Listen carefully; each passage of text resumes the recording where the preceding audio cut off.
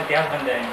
और हम लोगों की थोड़ी सी आदत है कि इतिहास को बहुत दिनों बाद देखें। इतिहास के अंतर्गत मैं ये चाहता हूँ कि जो समय अभी भी बीता हुआ उस पर भी काम होना चाहिए।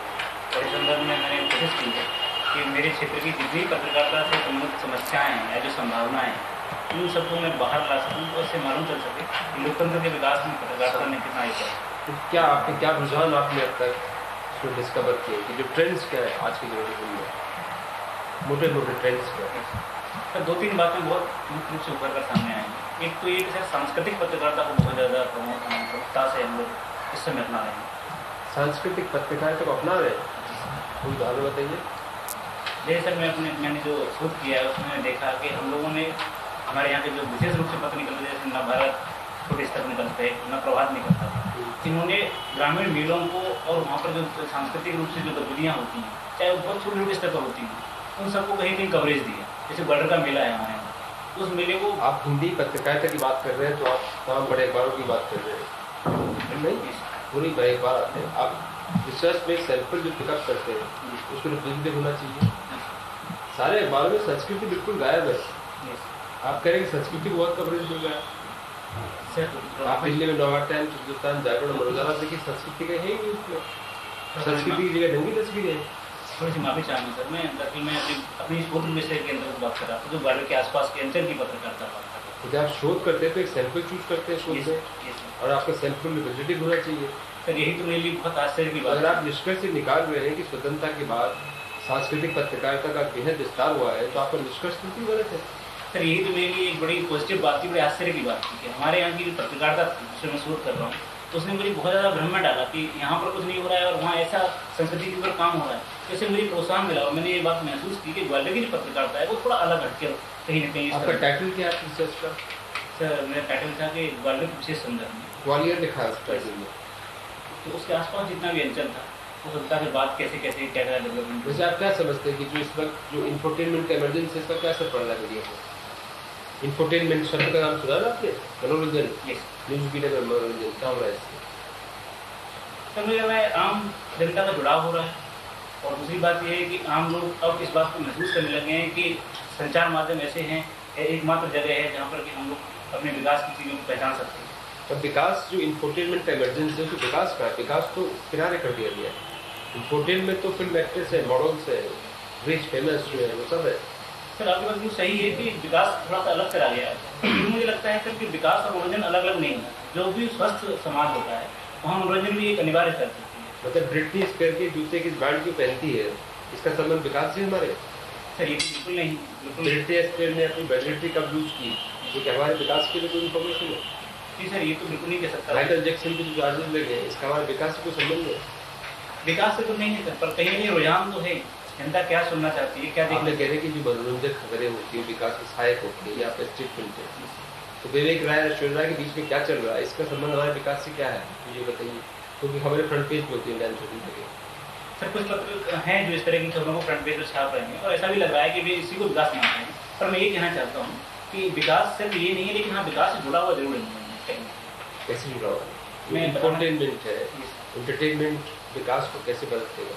सर मुझे लगता है कि जिस प्रकार की आज की जिंदगी है जिसमें बहुत ज़्यादा दौड़ भाग है और हम लोग आधुनिक होकर के अपने संस्कार अपनी संवेदनशीलता रखते हैं, उसमें कहीं ना कहीं मनोरंजन हमको दिखाता है कि हम भाई बने हुए हैं, ठीक से जीवन जी रहे हैं और जीवन जीने में भी जो हमारी रुचियाँ हैं वो बाहर निकल कर आ रही हैं और रुचियों के माध्यम से मुझे लगता है आदमी थोड़ा सा प्रोत्साहन पाता है। मनोरंजन कैसे ढंगी तस्वीरें होती हैं? मनोरंजन कोई वैकल्पिक हमारे परंपरागत मनोरंजन के साधन क्या है हमारे देश में? मनोरंजन का संबंध नग्न तस्वीरों से हमारे देश में नहीं रहा है। अब तो मनोरंजन का मीनिंग क्या है, कंसेप्ट क्या है? निश्चित रूप से सर ये कॉन्सेप्ट बहुत बिगड़ा हुआ है और हम लोगों ने जिस रूप में इसे अपनाया वो बहुत गलत है। पर हाँ एक बात फिर से मैं कहना चाहता हूँ कि मनोरंजन सिर्फ अश्लीलता ही नहीं है।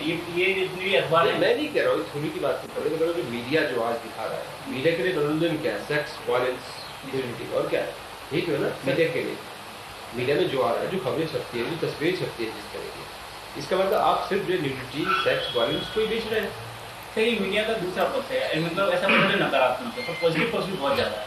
क्या है पॉजिटिव? सर पॉजिटिव पक्ष ये है कि मीडिया संस्कृति की कई आयाम को दिखा रही है। पत्रकारिता के अंतर्गत चाहे भले वो साहित्य हो, तो स्पेसिफिक बताइए, कोई अखबार का नाम देखिए, उसमें आर्टिकल पढ़ा मैंने, एक खबर पढ़ी सर ऐसे बहुत से एक बार बताइए ना। जैसे कि राष्ट्रीय सहारा की भी बात करूँ, राष्ट्रीय सहारा में जो एक साप्ताहिक अखबार है, वो पूरा एक उसका 8-10 पेज का पेज आता ही संस्कृति, मूर्तिकला, चित्रकला, साहित्य, सब बहुत आता है। चाहे वो कोई भी पत्रिका है वो इसको सर डिनाई नहीं कर सकती, क्योंकि संस्कृति के अगर पक्ष को लेकर नहीं चलेंगे तो मुझे लगता है वो पूरी तरह से फैल नहीं पाएंगे। तो संस्कृति होती तो जरूर है, हमारे वर्ल्ड कई पत्रों में इस तरह की। राष्ट्रीय सहारा के अलावा कोई न्यूज़पेपर जिसमें कल्चर और इसकी बात हो? जनसत्ता में करने की बात, हालांकि राजनीतिक स्तर ज़्यादा रहता है। नहीं, राजस्थान में स्पेसिफिक किसी में की संस्कृति की बात हो, या किसी पेपर का वैसा ऐड हिंदू में या टाइम्स ऑफ इंडिया में किसी स्पेसिफिक डे आता हो, आपको कुछ पता है? सर पत्रों की जहाँ तक बात करूँ तो हमारे यहाँ एक पत्र निकलता है नवार टाइम्स, हालांकि वो ये वाला नवार टाइम्स नहीं है, लेकिन गलत के स्तर पर वो 2-3 पेज ऐसे निकालता ही निकालता है। आप स्तर केवल ग्वालियर तक नहीं रखें, इन जनरल पूछना चाह रहे हैं आप, क्योंकि आप यूपीएससी का इंटरव्यू लेने आ रहे हैं तो ग्वालियर से ऐसे आप न्यूज़पेपर कौन कौन सा पढ़ते हैं? सर पत्रों में हालांकि ये स्तर नहीं है। नहीं, आप न्यूज़पेपर कौन सा पढ़ते हैं? सर मैं हिंदुस्तान पढ़ता हूँ, दैनिक जागरण पढ़ता हूँ और राष्ट्रीय सहारा। हिंदुस्तान में कभी कल्चर और ये जो है उसके बारे में कभी आता है किसी स्पेसिफिक संस्कृति पे कोई सप्लीमेंट? सर सप्लीमेंट मुझे पता है, पर हाँ कभी कभी वैसे ही जनरल में कोई कभी अखबार में मृणाल सेन जो लिखती हैं तो संस्कृति संबंधित बातें उठाती हैं, और मृणाल पांडे सर। अच्छा, आपने इतिहास पढ़ा है, आपका इतिहास सब्जेक्ट है, एमए किया है आपने, और इतिहास में आप प्राध्यापक भी। मध्य एशिया के बारे में जानकारी दोगे? खेल की राजनीति जहाँ है, और इजराइल और फिलिस्तीन के बारे में भी जानकारी। इजराइल और फिलिस्तीन में जो शांति प्रयास चल रहे हैं, वो अराफात की मृत्यु के बाद तत्काल दोनों देशों ने समझौता कर दिया सीज फायर का। क्या ऐसा लगता है कि अराफात सबसे बड़ा व्यवधान थे? सर दरअसल ये समस्या इतनी उलझी हुई थी कि इसमें अमेरिका और इजराइल दोनों ये मान के चल रहे थे कि अराफात कहीं न कहीं जिद कर रहे हैं, या वो ये मान के चल रहे थे कि अराफात जब तक रहेंगे तब तक शांति प्रक्रिया आगे नहीं बढ़ सकती। और अराफात को उन्होंने क्या किया कि कट्टरपंथियों से जोड़ दिया, जो वहाँ के हमास वगैरह जो संगठन थे। तो ऐसे में ऐसा लग रहा था कि अगर उन्होंने ये मांग रखी थी कि आप अपना नेतृत्व समाप्त कीजिए, दूसरा नेतृत्व लाइए तो हम बात करेंगे, और नेतृत्व तो ऐसा मिला उन्हें अब्बास के रूप में जो खुद उदारवादी थे और अमेरिका के समर्थक भी थे। आप इससे सहमत हैं कि अराफात इसके लिए जिम्मेवार थे, शांति प्रक्रिया की पूरा नहीं होने? सर मैं अराफात को जिम्मेदार नहीं ठहरा सकता, क्योंकि अराफात बहुत बड़े नेता थे जिन्होंने पूरे फिलिस्तीन के आंदोलन के लिए। सर मुझे ऐसा लगता है कि अराफात को इस तरह से प्रेजेंट किया गया कि वे विरोधी हैं, वो विरोधी नहीं थे, वो चाहते थे कि शांति है, पर हाँ उनकी मृत्यु ने एक अवसर जरूर दे दिया दोनों समुदाय को, इजराइल और फिलिस्तीन होता है चाहे अमेरिका का उधर, क्योंकि महमूद अब्बास एक उदारवादी इंसाफ से बना चुके थे और लगने लगा था कि इनसे साथ बैठ करके मौका हम लोग ले सकते हैं। कहाँ हुआ ये समझौता, किस जगह? एक आपका और दो हॉबीज हैं आपकी, एक तो कविता लिखूं और डायरी लिखूं, दोनों में कुछ न कुछ आप अभिव्यक्त करना चाहते हैं। ऐसा क्या है डायरी लिखने में जो कविताओं से अभिव्यक्त नहीं हो सकता है? बहुत कुछ ऐसा है। सबसे बड़ी बात यह है कि जो ऐसी चीज़ें हैं जिनको बहुत भाव के साथ व्यक्त नहीं किया, बहुत दिख चीज़ें हैं जिन्हें मुझे लगता है कि ये कमी है, ये अच्छाई है, इस समाज में ये गड़बड़ हो रही है, इस समाज को मैं थोड़ा सा बदलना चाहता हूँ, ये चीज़ें कभी कभी कविताओं के भाव में नहीं है। आपने आत्मविश्लेषण में किया होगा डायरी लिखने? बहुत ज़्यादा बचपन तो मेरी डायरी का मूड में। आपके दो स्ट्रॉन्ग और दो वीक पॉइंट्स क्या हैं? मैं सर स्टम्प पर संघर्ष मेरे जीवन का बहुत स्ट्रॉन्ग, मैं कभी भी जीवन में हार नहीं। तो दूसरी बात यह कि मेरे को सामाजिक संवेदनशीलता मेरे अंदर बहुत गहरी है, और मेरी वीक पॉइंट है सर कि मैं सब बात ज़्यादा करता हूँ। और दूसरी बात है ये कि मैं समय का सदुपयोग कभी नहीं कर पाते। डायरी राइटिंग को कैसे देखते हैं आप? ये क्या चीज़ होता है, क्या वर्ड है डायरी राइटिंग? फिर इसका वास्तविक अर्थ क्या है मुझे नहीं पता है, पर मुझे ये पता है कि डायरी लेखन से व्यक्ति के अंदर की क्षमताएं बहुत बाहर हैं। वो इस बात को समझ पाता है कि वो क्या है और किस तरह से आगे बढ़ना है, और जो समाज उसे किस रूप में ले रहा है, ये सारी चीज़ों का मूल्यांकन होता है। ये क्या पब्लिक में आ सकता है डायरी राइटिंग? आप जो डायरी राइटिंग करते हैं वो बाहर वालों के लिए होता है या कॉन्फिडेंशियल होता है? सर मेरे लिए तो बाहर वालों खास अंतर नहीं, इन जनरल तो सर लोग अक्सर अंदर ही करना चाहते हैं, क्योंकि अपने मन की बातें हैं और समाज इतना ज़्यादा। इसलिए ऐसा कहा जाता है कि जो डायरी लेखक हैं वो एस्केपिस्ट होते हैं, समाज को फेस नहीं कर पाते हैं और अपनी वेदना और अपने अंदर की जो व्यथा है वो अपने आप तक सीमित करते हैं, थोड़ा सा इंट्रोवर्ट भी होते हैं। आपको क्या लगता है अपने बारे में दोनों चीज़ें? सर मुझे लगता है न तो मैं पलायनवादी हूँ और न ही मैं किसी भी तरीके से चीज़ों को छोड़ने की कोशिश करता हूँ या चीज़ों को समाज में लाने में मनाही करता हूँ। मेरा स्पष्ट मत रहता है कि मेरी ये डायरी है, मैंने अपने बारे में ये सोचा है, मैं ऐसा मानता हूँ। जिसको पढ़ना है पढ़े, जिसको समझना है समझे। दूसरी बात सर, ये बड़ी अच्छी बात ये है, किसी की बात कहूँगा मैं कि हमेशा घर से बाहर रहा हूँ तो मुझे ऐसी बातें लिखने में दिक्कत भी नहीं होती, घर वाले भी ज़्यादा नहीं देख पाते। समाज में सारे जितने मेरे दोस्त हैं उन सबको पता है मेरे बारे में, तो एकदम खुला किताब दिखा जाता है। कितनी दिनों से लिख रहे हैं डायरी आप? सर कम से कम 10 बार। उस डायरी लेखन से आप में कुछ सुधार भी हुआ? बहुत ज़्यादा।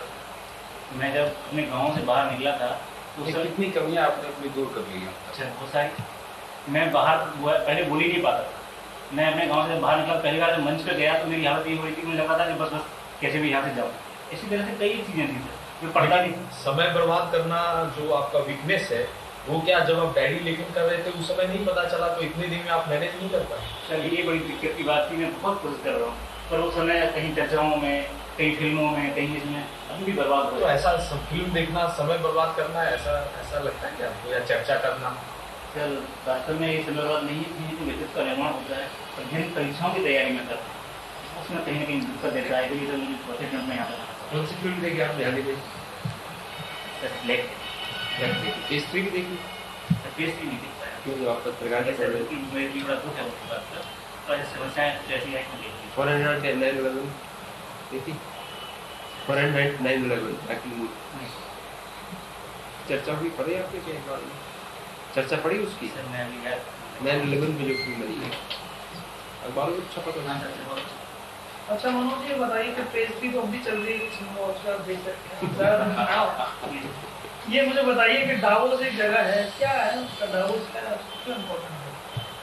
सर ये स्विट्जरलैंड में जगह है और यहाँ पर अक्सर विश्व आर्थिक मंच की बैठकें हुआ करती हैं जो WTO के बाद ये बताती हैं कि भाई किस दिशा में बढ़े हैं कैसे। मंगोलिया का कैपिटल पता है?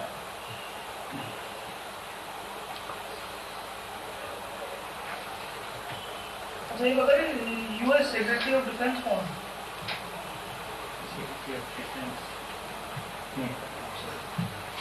अखबार वगैरह भी पढ़ते हैं?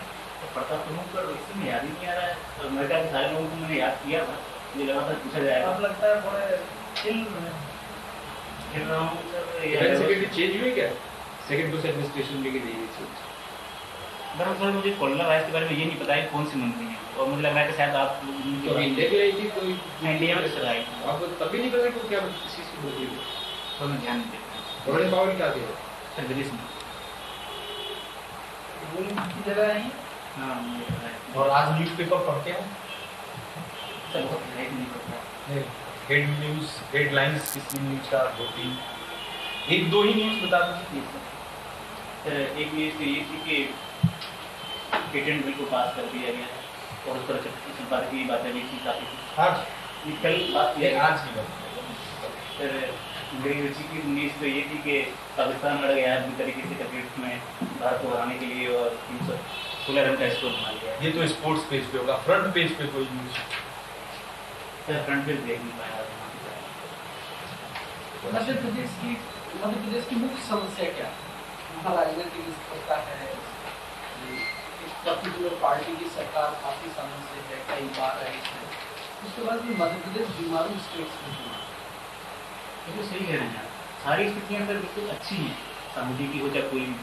उसके बावजूद मुझे ऐसा लगता है सर कि हम अपने संसाधनों का ज़्यादा दोहन नहीं कर पाते। मेरे रूप से जो भी संसाधन हमें उपलब्ध हैं उन पर हम बहुत ज़्यादा तकनीकी दस्ता हासिल नहीं करते। दूसरी बात सर मुझे ऐसा लगता है कि मध्य प्रदेश के पास जो बिजली की समस्या है वो से बहुत पीछे है। अभी तक तो छत्तीसगढ़ से हम लोग अपना काम चला रहे हैं, लेकिन जब से छत्तीसगढ़ अलग हुआ है तब से बिजली के लिए बहुत बुरी स्थिति हुई है पूरे। तो तीसरी बात सर मुझे ऐसा लगता है कि मध्य प्रदेश को जिस प्रकार से शिक्षा के क्षेत्र में विकास करना चाहिए वो पूरा नहीं कर पाया। हम लोग एक भी ऐसा बड़े स्तर का विश्वविद्यालय या बड़े स्तर का शिक्षा संस्थान अभी तक नहीं दे पाए। तो इन सारी कमियों ने कहीं ना कहीं मध्य प्रदेश को पीछे तो ले जाएगी या बीमार राज्य के रूप में, चाहे वो ग्रामीण स्तर पर सहकारिता का विकास नहीं हो पाना हो, चाहे स्वास्थ्य की बात हो, चाहे शिक्षा की बात हो, हम लोग पीछे हैं। आपने जो एक्सप्रेशन यूज किया मध्य प्रदेश के लिए हम करके, क्या मध्य प्रदेश के रिप्रेजेंटेटिव है सिर्फ? हमने ये नहीं किया छत्तीसगढ़ ले गया बिजली छत्तीसगढ़। सर बिल्कुल मैं मध्य प्रदेश का नहीं पूरे देश का नहीं, आपने कहा हम ये नहीं कर पाए, हम वो नहीं कर पाए, हम वो नहीं कर पाए। सर मुझे लगता है स्थानीय, मुझे लगता है कि प्रदेश का निवासी होने के नाते तो प्रदेश से भी मेरा जुड़ाव है। मुझे लगता है कि मध्य प्रदेश भी मेरा ही है, क्योंकि मैं वहाँ रह रहा हूँ, तो मुझे लगता है स्वाभाविक तरीके से मुझे लगता है कि हम भी करना है। नहीं, आप तो भारतवर्ष में रह रहे हैं, तो भारतवर्ष आपको अपना नहीं लगता है, प्रदेश में सर दरअसल मुझे लगता है कि मानवीय स्वभाव होता है। अगर हम गाँव की बात करते हैं तो हम गाँव में रहते तो वो हमारा है, हम शहर में रहते तो वो हमारा है, दिल्ली में रहते तो वो हमारा प्रदेश आता है, उसे वो जनता के इस वर्ग को जो बिल्कुल कुछ नहीं जानता, अशिक्षित है, उसे भी इतनी बेहतरीन तरीके से समझा पाते हैं, तो मैं उन्हें बहुत बड़ा टीचर मानता हूँ। मुझे लगता है कि अगर उस क्षेत्र को, जादूगर के क्षेत्र को उनको क्लास में समझाना होगा तभी वो बहुत अच्छा समझा सकता है। निजीकरण के बारे में आपकी क्या राय है? तो निजीकरण मुझे लगता है कि आज की मांग में आवश्यकता है, और ये संभव नहीं हो पा रहा है कि सार्वजनिक क्षेत्र अपने सारे दायित्वों का निर्वहन करते हुए राष्ट्र के विकास को आगे लेगा। तो निजी क्षेत्र को सहयोग ले रहा है इस तरह से, मुझे लगता है इसकी संभावना बढ़ रही है। निजी क्षेत्र में निजीकरण, प्राइवेटाइजेशन। जैसे तो भारत जैसे देश में जहाँ पर असमानताएं और विषमताएं इतनी ज़्यादा है, वहाँ पर मूलभूत सुविधाओं का निजीकरण किया जाना कहाँ तक न्याय है? जैसे पानी, बिजली, सड़क। सर पानी, बिजली और सड़क जैसे रख सकते हैं। पर सर उस पर अथॉरिटी तो सरकार की है, गवर्नमेंट की है। अब जैसे मैं दिल्ली का ही उदाहरण दूँ, दिल्ली में बिजली पर हमारे जो कर है उसमें नीचे के जो वर्ग है उसके लिए बिल्कुल छूट दी हुई है। ऐसी छूटें हमें हर क्षेत्र में दे सकते हैं, क्योंकि सरकार को पता निर्धारण करना है कि काम कहाँ करेगी। तो इसका मतलब कि सरकार इनफिशिएंट है, इसीलिए वो हर चीज़ को इम्प्लीमेंट नहीं कर पा रही है, तो वो निजीकरण कर दे रही है। तो सरकार को भी निजीकरण कर देना चाहिए। मान लीजिए कि यदि कोई ऑर्गेनाइजेशन है, जैसे बिजली का प्रॉब्लम आप बोल रहे हैं, तो दिल्ली बिजली बोर्ड उसको नहीं कर पाया तो उन्होंने निजीकरण को दे दिया। तो इसका मतलब जो दिल्ली सरकार थी वो अपना काम ठीक नहीं कर पाई, तो बिजली को क्यों दोष दिया जाए, सरकार को ही निजीकरण कर दिया जाए। इसके बारे में आप सर मैं ये कहना चाहता हूँ कि सरकार के दायित्व बहुत बढ़ रहे हैं, उन दायित्वों के निर्वहन में उसके पास इतना समय नहीं हो पा रहा है, इतनी वो ऊर्जा किस तरह से दायित्व जैसे सर दायित्व ये बढ़ रहे हैं कि अब जो 20-25 सालों में जिस प्रकार से लोगों के अंदर जागरूकता आई है, उससे लोगों की आकांक्षाएं बढ़ गई सरकार को, और सरकार ने जिस प्रकार से मीडिया ने उनकी आकांक्षाओं को बढ़ा दिया है, तो अब लोग चाहते हैं सरकार हमारा ये काम भी करे, स्वास्थ्य क्षेत्र में भी आगे बढ़ाए, गाँव के विकास में भी तकनीकी आधार से आधारभूत संरचना का विकास। सरकार का काम ही है, यदि आप देखें तो सरकार का काम ही है ये सब करना। हम लोग यदि आप ये कह रहे हैं कि मीडिया जागरूक हो रही है, तो मीडिया तो उनको जागरूक कर रहा है कि इतने दिनों से लोगों को ये पता नहीं था कि सरकार हमको क्या क्या दे सकती है, तो अब लोग हल्ला कर रहे हैं। तो ऐसे इसमें ऐसे कैसे कह सकते हैं कि अब सरकार का दायित्व बढ़ रहा है? दायित्व तो पहले भी उतना ही थे। सर मीडिया बहुत अच्छा काम कर रही है, जिस रूप से जो जागरूकता बढ़ रही है बहुत अच्छी बात है, पर मैं सिर्फ इतना कहना चाहता हूँ कि सरकार के सामने जो दायित्व बढ़ रहे हैं, उन दायित्वों में उसके लिए बहुत जरूरी हो गया कि अपने आप को स्पेसिफाई करें, कुछ क्षेत्रों तक अपने आप को ये मतलब ये बताए कि भाई हम कंट्रोलर हैं आपके यहाँ, शिक्षा के क्षेत्र में, समाज के क्षेत्र में हम काम करेंगे, कर नहीं देंगे, लेकिन आपको हमारे नियमों के अनुसार काम करना पड़ेगा। तो आप बताएं। ठीक है। अब लेक्चरशिप कहाँ करते हैं? सर MP में ग्वालियर में मैं कॉलेज में पढ़ाता था, अभी 2-3 साल पहले तक पढ़ाता था, मैंने छोड़ दिया। वो क्या सर मैं शोध कर रहा हूँ। ठीक है, थैंक यू। ठीक है सर।